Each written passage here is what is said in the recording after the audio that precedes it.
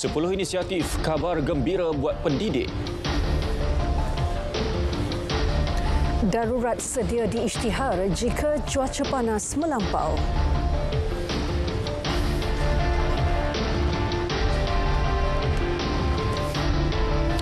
Assalamualaikum dan salam Malaysia Madani. Tugas anggota keselamatan demi memastikan keamanan negara sentiasa terpelihara banyak menyumbang kepada minat syarikat besar luar negara melabur di Malaysia. Menurut Perdana Menteri, sumbangan anggota keselamatan termasuk polis dan tentera tidak boleh dipandang rendah memandangkan mereka bertungkus lumus menjaga sempadan negara dan mengawal perbatasan laut. Polis, tentera di jalan tugas. Jangan kita lupa, kalau negeri ini tak aman, orang tak datang. Di Sudan tak ada pelaburan baru. Di Pakistan tak ada pelaburan baru. Di Malaysia banyak pelaburan baru kerana keamanan yang dilakukan, dijamin oleh rakan-rakan polis. Sebab itu kita jangan lupa, kadang-kadang kita take things for granted. Dah aman, okey. Ya, tapi siapa yang jaga? Siapa yang kawal perbatasan? Siapa yang kawal perbatasan laut? Siapa yang kawal keamanan? Orang boleh berjalan malam dengan aman. Datuk Seri Anwar berucap pada sambutan Aidilfitri Perpaduan Madani Masyarakat bersama polis di Tanjung Minyak, Melaka. 13.32 bilion ringgit pelaburan tambahan diperuntuk Vantage Data Centres bagi tempoh 10 tahun akan datang dalam kemudahan penyediaan pusat data berskala besar di Cyberjaya. Ia melibatkan kampus pusat data keduanya sekaligus mengukuhkan kedudukan bandar itu sebagai lokasi pilihan pelabur pusat data. Pelabur asing tetap memilih Malaysia sebagai destinasi pelaburan yang mereka gemari kerana kita sedar pusat pemprosesan data ataupun data center adalah pelaburan jangka masa panjang. Yang ini membuktikan bahawa beberapa ikhtiar dasar dan keputusan kerajaan adalah tepat dan ia akan menjadi signal bahawa pertumbuhan ekonomi negara kita akan dapat dipacu dengan lebih positif. Beliau menyaksikan pemeteraian MOU antara Cyberview bersama Vantage dan Live Nest Malaysia di Cyberjaya. Guru antara kumpulan penjawat awam yang akan diberi keutamaan untuk mendapat kenaikan allowance dan gaji sekiranya pendapatan serta hasil negara bertambah baik kelak. Dan sementara itu kita akan usahakan supaya kedudukan ekonomi lebih mantap, hasil bertambah, dan saya telah umumkan keutamaan adalah untuk penjawat awam dan guru-guru masuk polis dan tentera. Itu kerana kita sedar allowance gaji mereka itu agak tidak mencukupi. Sepatutnya kita berikan layanan lebih baik. Lebih 400,000 warga pendidik seluruh negara menerima kabar gembira hari ini.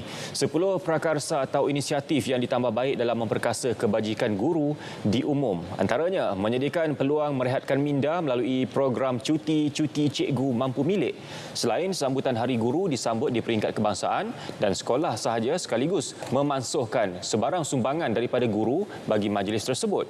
Inisiatif lain yang ditambah baik termasuk memberi kelonggaran kepada pemakaian baju korporat ketika mengajar, memperluas sekolah komprehensif K9 dengan pertambahan 10 sekolah lagi dalam usaha mengatasi isu keciciran murid khususnya di pedalaman dan orang asli.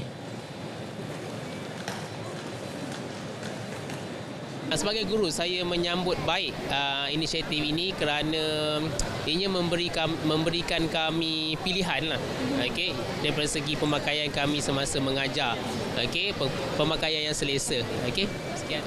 Ya, ianya mungkin satu anjakan lah sebab kalau kita tengok dress code sektor swasta dah berubah. Sektor kerajaan sepatutnya mengikuti perkembangan semasa lah. Cuti itu satu keperluan sebenarnya lah untuk guru nak riliskan.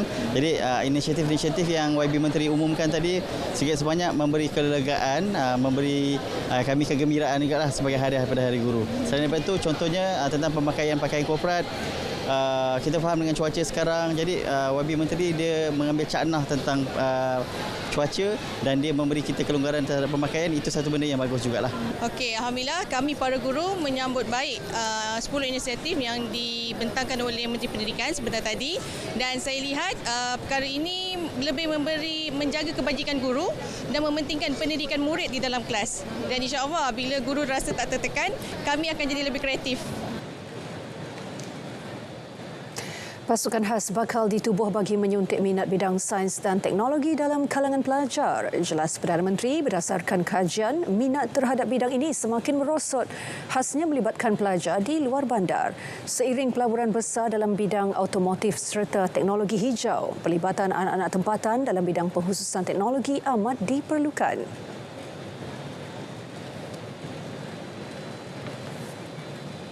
Saya telah minta Menteri Pendidikan adakan pasukan khas KPP beri perhatian untuk mencari jalan menyuntik semula semangat anak-anak supaya dididik sebagai manusia, tetapi juga memberikan pertimbangan tentang cabaran-cabaran disiplin baru dalam bidang teknologi dan sains, kerana dari kajian awal minat anak-anak terutama di desa, dalaman dan kategori miskin bandar itu minat dalam bidang sains dan teknologi sudah merosot.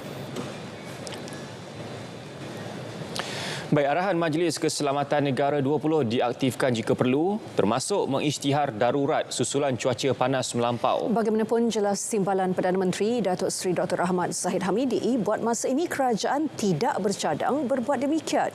Pembenihan awan akan dilakukan segera di 7 kawasan empangan yang dijangka mengalami penurunan paras air berikutan cuaca panas.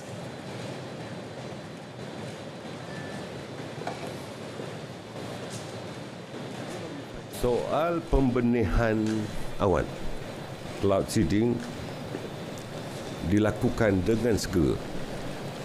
Kerjasama antara Angkatan Tentera Malaysia, khususnya JUDM, Jabatan Alam Sekitar, di beberapa kawasan empangan air, 7 lokasi itu, satu, di Sungai Muda, Sungai Kedah, Sungai Melaka, Sungai Kelantan, Sungai Kelang, Sungai Bernam dan Sungai Simi Bijak di Sarawak.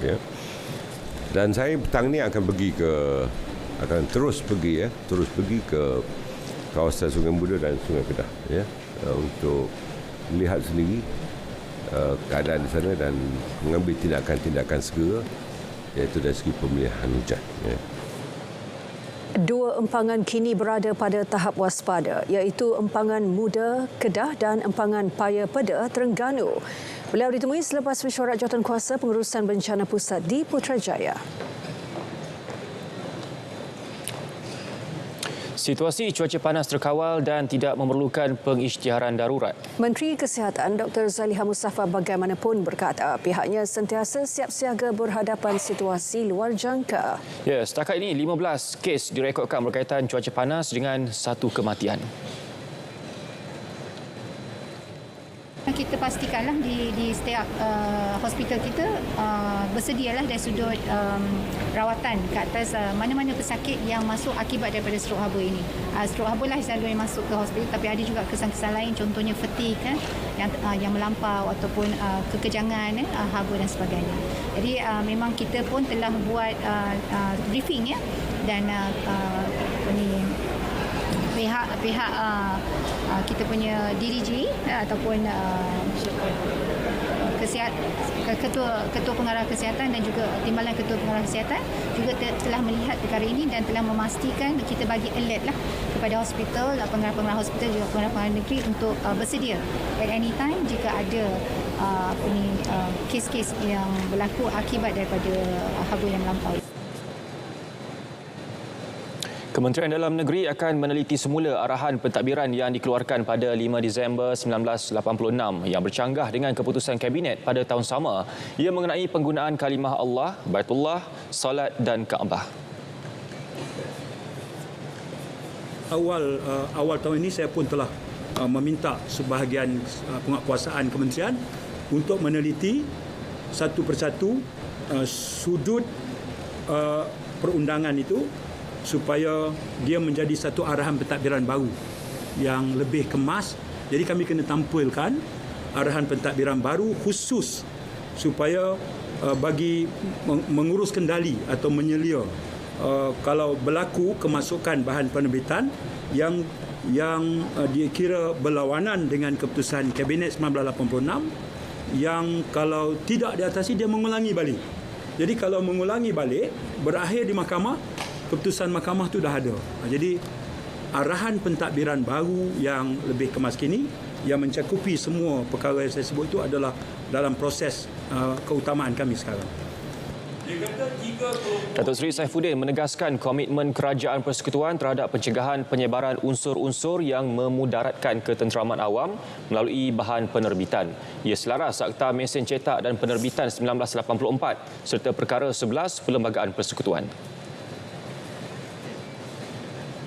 Sementara itu, Jabatan Perdana Menteri Hal Ehwal Agama beri jaminan akan sentiasa bekerjasama rapat dengan Kementerian Dalam Negeri KDN dalam melindungi dan memelihara dasar sedia ada berhubung isu penggunaan kalimah Allah dan kalimah suci lain dalam agama Islam. Menterinya Datuk Dr. Muhammad Naim Mokhtar berkata, beliau yakin KDN akan meningkatkan pemantauan dan bertindak tegas terhadap sebarang bentuk pelanggaran pengembangan doktrin atau kepercayaan agama lain dalam kalangan orang Islam selaras Perlembagaan Persekutuan. Pihaknya juga akan sentiasa menjunjung titah Sultan Johor dan Sultan Selangor untuk menjaga kemuliaan serta kesucian agama Islam termasuk penggunaan kalimah Allah.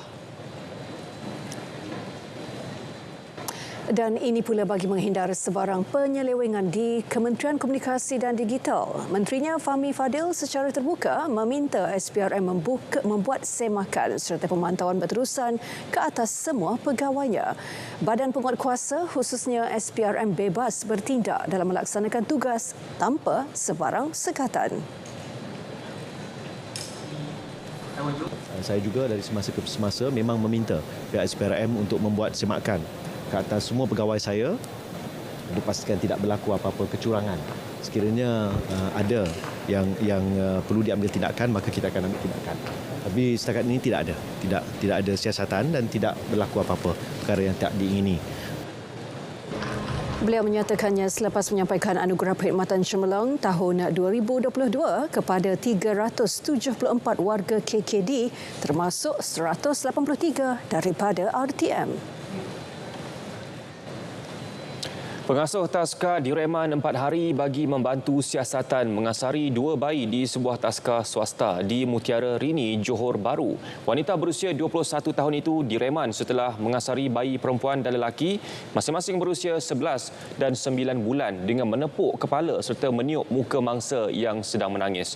Jabatan Kebajikan Masyarakat menutup serta-merta operasi taska terbabit yang didapati tidak mempunyai lesen sah beroperasi.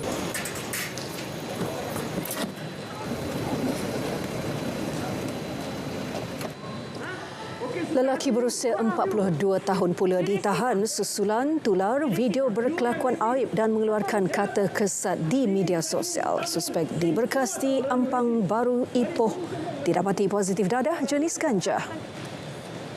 Seorang pemandu dan kelindan lori ditahan disyaki menyeleweng diesel bersubsidi di sebuah stesen minyak di Alustar. Kira-kira 2,000 liter diesel bernilai RM4,300 diisi dalam tangki yang diubah suai. SPRM menahan 47 pengarah syarikat kerana disyaki mengemukakan tuntutan palsu bagi program insentif pengambilan pekerja dan program latihan penjana dengan nilai keseluruhan RM63 juta. Kesemua ditahan menerusi Obhaya 2.0 yang dilaksana di seluruh negara. Di Pulau Pinang, 2 pemilik syarikat direman 3 hari bagi membantu siasatan.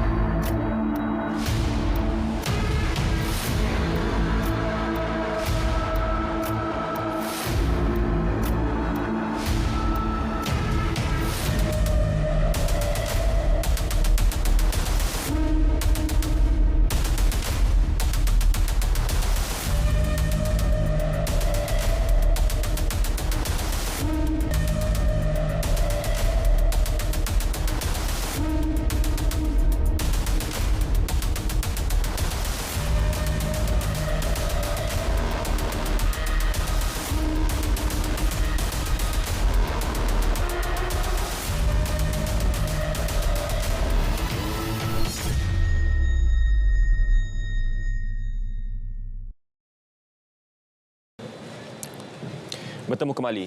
Menangani isu air perlu kerjasama kolektif. Justru Kementerian Ekonomi dan Kementerian Sumber Asli, Alam Sekitar dan Perubahan Iklim akan bekerjasama bagi mencari kaedah dan merangka modul bersesuaian untuk selesaikan masalah air di negara ini. Kementerian juga mengambil pendirian untuk tidak hanya menumpukan kepada masalah air di Kelantan dan Sabah, malah perancangan itu mengambil kira seluruh negara. Memang sudah pun berjumpa dengan semua operator air termasuk Pahang semua, dan insya-Allah dalam masa yang sesuai selepas kita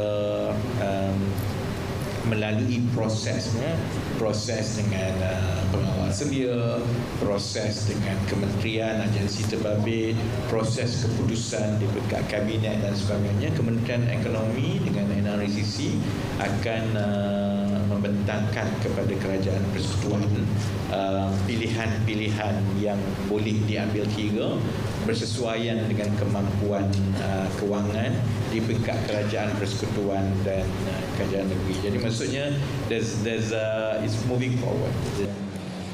Pihaknya menjangkakan sekurang-kurangnya 50% projek bekalan air dapat disiapkan dalam tempoh 7 tahun bermula tahun depan.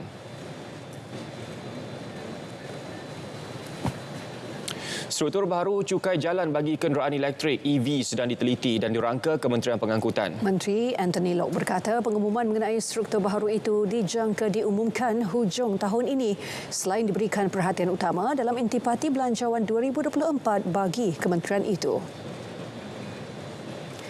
Penstrukturan baharu cukai jalan kenderaan berkenaan penting kerana kerajaan terdahulu hanya memberikan pengecualian cukai jalan EV hingga 2025. Dasar mengenai penggunaan EV perlu jelas agar usaha kepada pertukaran mod pengangkutan yang lebih mapan dapat dilakukan. Usaha itu selaras dengan pelan pembangunan mobiliti rendah karbon yang menyasarkan negara mencapai 15% penggunaan EV dan kenderaan hybrid pada tahun ini dengan penyediaan 10,000 unit fasiliti pengecasan menjelang 2025.